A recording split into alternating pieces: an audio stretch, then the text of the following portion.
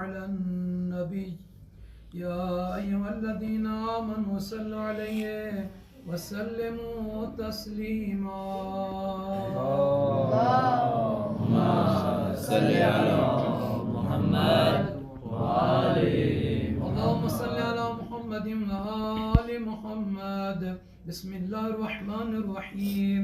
عن جابر بن عبد الله الأنصاري عن فاطمة الزهراء عليه السلام بنت رسول الله صلى الله عليه وآله قال سمعت فاطمة أنها قالت دخل علي برسول الله صلى الله عليه وآله في بعض الأيام فقال السلام عليك يا فاطمة فقلت عليك السلام فقال إني أجد في بدني ضعفا فقلت أعيذك بالله يا أبتاه من الضعف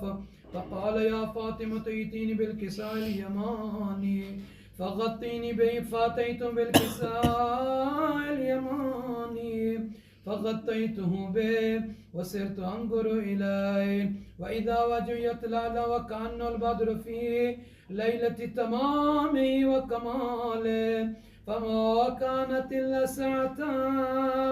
وإذا بولدي الحسن عليه السلام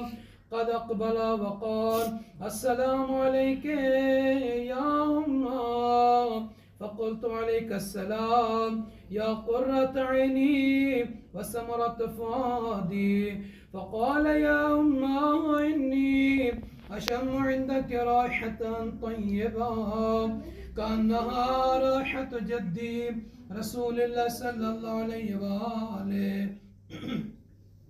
فقلت نعم يا ولدي إن جدك تحت